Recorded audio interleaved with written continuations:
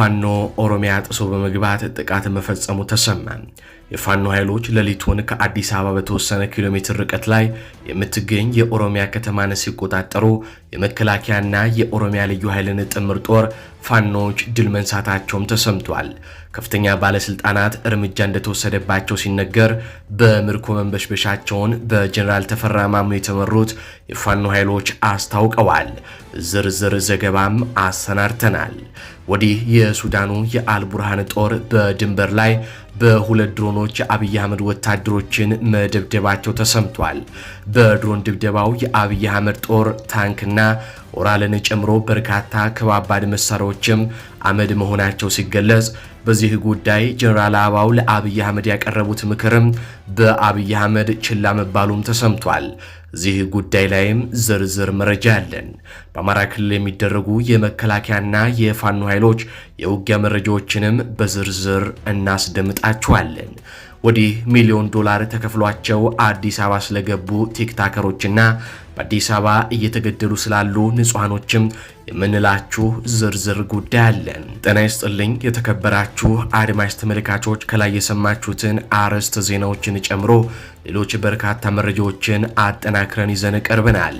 ይህ አንበሳ ዜና ነው። ቻናሉን ሰብስክራይብ በማድረግ ተወዳጁን እያለን ቪዲዮን ላይክ በማድረግ እንዲሁም ኮመንት ላይ ድልን ለህዝብ ልጆች እየተመኛችሁ እንዲሁም ደግሞ ሐሳብ አስተያየታችሁን እያጋራችሁን እስከ ፍጻሜው ድረስ አብራችሁን ቆዩም።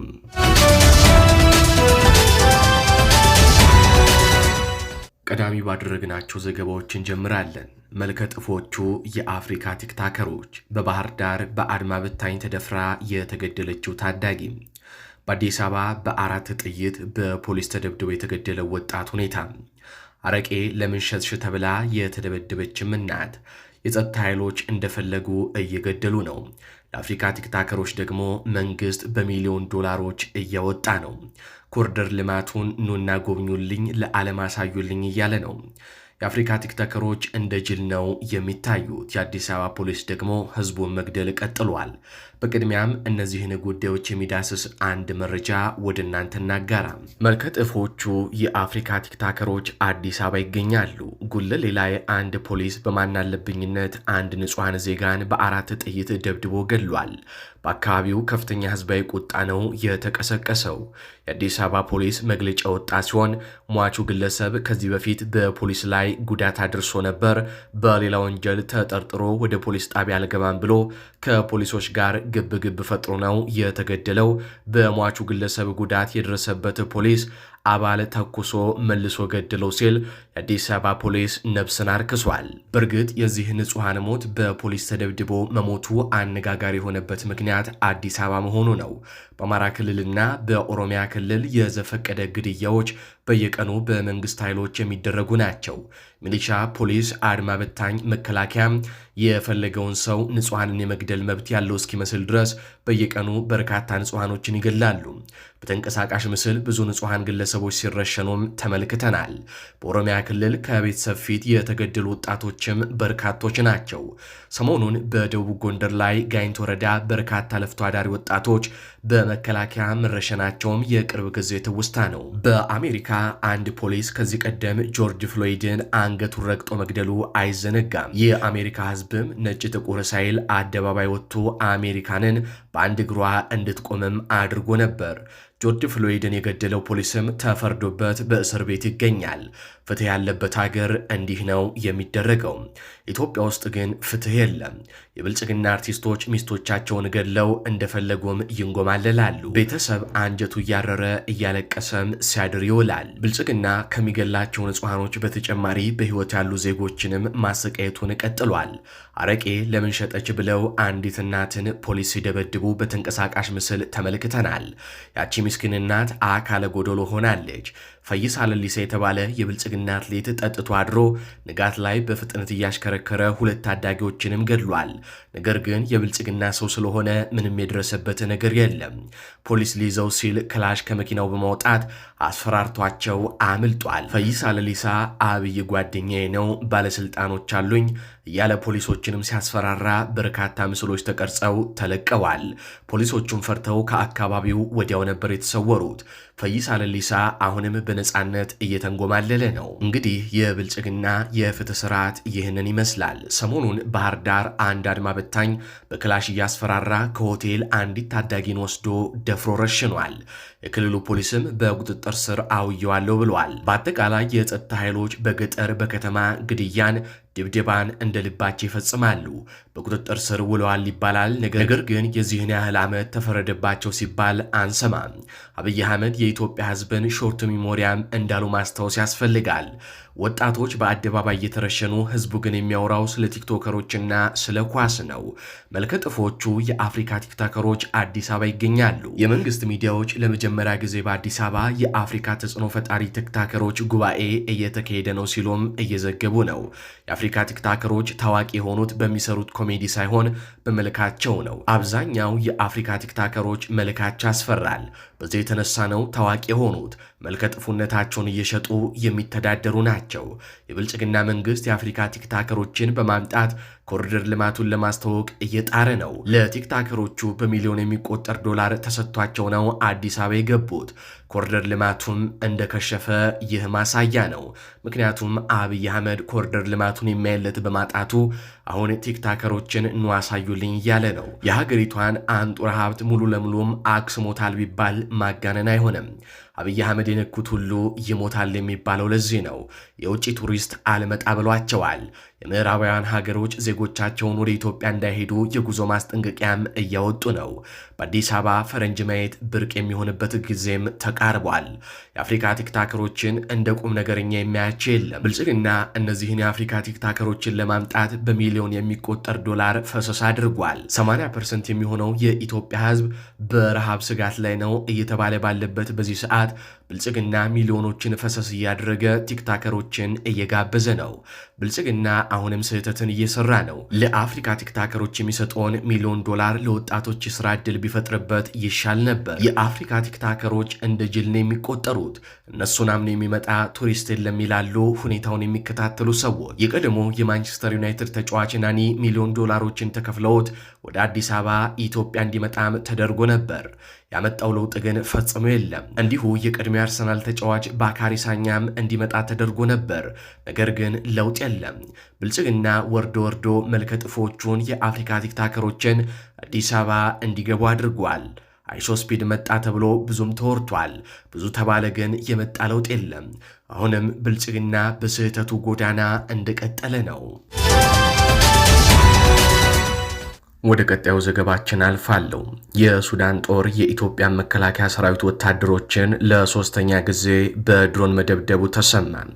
ከሰሞኑ በሱዳን ድንበር ባየለው ውጥረት የሱዳን ኃይሎችና የአብይ አህመድ ፍጥጫ ከባድ ደረጃ ላይ ደርሷል።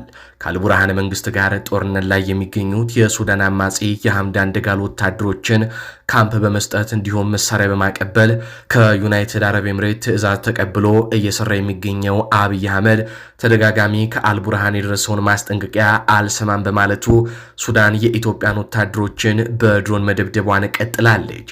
በትላንትናው ዕለት በሰርፉ ድንበር መስመር ሁለት የሱዳን አልቡርሃን ጦር ድሮኖች ተደጋጋሚ ጥቃትን የፈጸሙ ሲሆን በዚህም ቁጥራቸው ያልታወቁ በርካታ የብልጽግና ወታደሮች ተገድለዋል ነው የተባለው።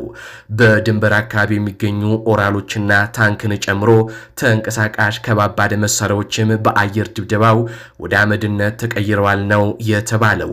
የሱዳን ጦር ከወራቶች በፊት የኢትዮጵያን ድሮን መጥቶ መጣሉም አይዘነጋም። ከፍተኛ የመከላከያ ጀኔራሎች ከሱዳን ጋር ሰላም እንፍጠር እያሉ ለአብይ አህመድ ምክር ቢያቀርቡም አብይ አህመድ ግን ችላ ማለታቸው ነው የተነገረው። በተለይ ጀነራል አበባው በአንድ ጊዜ 4 እና 5 ጦርነቶችን ማድረግ አንችልም፣ ቢያንስ የሱዳኑን ልናረግበው ይገባል በሚል ለሐምዳን ደጋሎ የሚደረገውን ድጋፍ እንዲቆም ቢጠይቁም አብይ አህመድ ግን የጀነራል አበባው ታደሰን ምክር ችላ ማለታቸው ተነግሯል። ምክንያቱም ደግሞ አብይ አህመድ እስካሁን በስልጣን ለመቆየታቸው ዋነኛው ምክንያት ተደርጎ የምትወሰደውና እንደ ቀኝ እጃቸው የምትታየው አረብ ኤምሬት በዚህ ጉዳይ ላይ መኖሯ ነው። በዚህ ጉዳይ አብይ አህመድ ከዚህ ጦርነት ራሳቸውን አወጡ ማለት ከተባበሩት አረብ ኤምሬት ጋር ጸባጫሩ ማለት ነው። ይህ ደግሞ ለአብይ አህመድ በግራ እጃቸው ቀኝ እጃቸውን እንደመቁረጥ ይቆጠራል ሲሉም የውስጥ ምንጮች ይገልጻሉ። በቀጥታ ከአማራ ክልል ወዳገኟቸው አበይትና ሰበር የጦር ግንባር መረጃዎች አልፋሉ። የፋኖ ጦር ኦሮሚያ ጥሶ በመግባት ተደጋጋሚ ጥቃት መፈጸሙን አጠናክሮ ቀጥሏል። ከቅዳሜ ማታ 4 ሰዓት ጀምሮ ሌሊቱን በተደረገ ከባድ ውጊያ የፋኖ ኃይሎች የሽመልስ አብዲሳን የኦሮሚያ ልዩ ኃይልና የተወሰነ የመከላከያ ጦርን በማሸነፍ ከአዲስ አበባ በአጭር ርቀት የምትገኘዋን አሪልቱ የተሰኘች ከተማን ከመሸ ጎብኝተዋታል።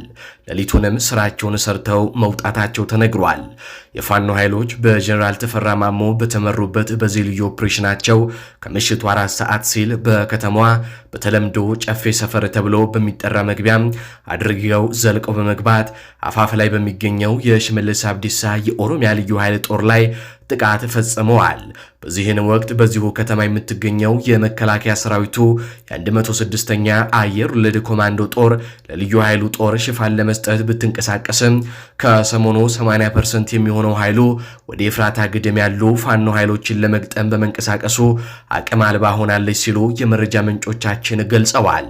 እንደውም ለኦሮሚያ ልዩ ኃይል ሽፋን ለመስጠት የመጣው የመከላከያ ሰራዊት ከፍተኛ ቅጥቀጣ ደርሶበት ተመልሷል ነው የተባለው።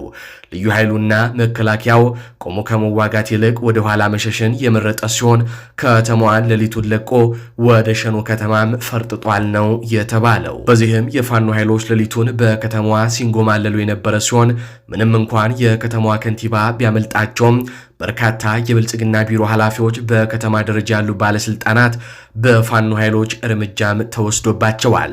ከነዚህም መካከል የአሪልቱ ከተማ የብልጽግና ፓርቲ ዋና ጸሐፊ የሚገኙበት ሲሆን ሌሎች ካድሬዎች ላይም እርምጃ መውሰዳቸውን የአፋብን ኃይሎች አስታውቀዋል። ከባለስልጣናት ውጪ በቁጥር በትክክል ያልታወቁ ነገር ግን ተፈልገው ያልተገኙ ያልተነሱ ሬሳዎችን ያልጨመረ ከ43 በላይ የመንግስት ጥምር ጦር ወታደሮችም ተገድለዋል ነው የተባለው። ኦፕሬሽኑ የፈጸሙት የፋኖ ኃይሎች እስካሁን በቁጥር ያልተገለጸ በርካታ መሳሪያና ተተኳሽ ማርከዋል ሲሉም የአይን እማኞች ከቦታው ለሚዲያችን ገልጸዋል። ይህ በእንዲህ እንዳለ እዚሁ የውጊያ መረጃዎች ላይ ስንቆይ ሰበር ዜና ተሰምቷል። የብልጽግና አንድ ሬጅመንት ኃይል ሙሉ በሙሉም ተደመሰሰ። የምኒልክ እዝ አሃዶች አንድ ሻለቃ የብልጽግና ኃይልን የደመሰሱበትና በርካታ እግረኛ ሰራዊት እንዲሁም ሞርተር የቡድን በርካታ የነፍስ ወከፍ መሳሪያዎችን የማረኩበት ድል መጎናጸፋቸውን አስታውቀዋል።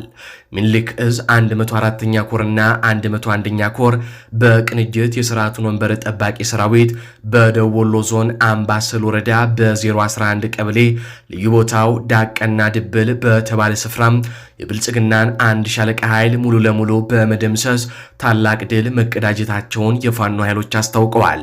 የአገዛዙ ዙፋን ጠባቂ ሰራዊት በደቡብ ወሎ ዞን አምባሰል ወረዳ ልዩ ቦታው ዳቀና ድብል እየተባለ በሚጠራ ስፍራ በትላንትናው ዕለት ግንቦት 1 2018 ዓ.ም ከ101ኛ ኮር 35ኛ ክፍለ ጦርና ከ104ኛ ኮር 24ኛ ክፍለ ጦርና 23ኛ ክፍለ ጦር የብልጽግና ሰራዊትን በማክሰል በመደምሰስና የቡድንና የነፍስ ወከፍ መሳሪያዎችን በማድረግ ታላቅ ድል ተጎናጽፈዋል። በዚህ አውደ ውጊያ ከተማረኩት የቡድን መሳሪያዎች መካከል አንድ ሞርተር ከነተተኳሹ፣ 2 ብሬን እንዲሁም አንድ ስናይፐር እንዲሁም አንድ መኪና ሙሉ የብልጽግና ሬሽን የተማረከ ሲሆን ቁጥሩ በውል ያልታወቀ ክላሽንኮቭ ገቢ መደረጉንም የፋኖ ኃይሎች አስታውቀዋል። አውደ ውጊያውም በአሁኑ ሰዓት እንደቀጠለ ሲሆን የተደመሰሰው ኃይል በቁጥር የተማረከውን ክላሽ እንዲሁም ተጨማሪ ቡድን መሳሪያ ከየክፍለ ጦሮቹ መረጃዎቹ በቪዲዮዎች እንደደረሰን ይዘን የምንመለስም ይሆናል። አድማጭ ተመልካቾቻችን ለሰዓቱ ያዝንላችሁ መረጃዎች እነዚህን ይመስላሉ። ቻናሉን ሰብስክራይብ፣ ቪዲዮን ላይክ በማድረግ እንዲሁም ደግሞ በኮሜንት ያላችሁን ሐሳብ አስተያየት በማጋራት ለሚዲያችን ያላችሁን ድጋፍ እንድታሳዩን እየጠየቅን በተለይ ደግሞ ሚዲያው አዲስ እንደመሆኑ ሰብስክራይብ እንድታደርጉልን በአክብሮት እንጠይቃለን። በቀጣይ በሌሎች መረጃዎች እስከምናገኛችሁ ቸር ያሰማን።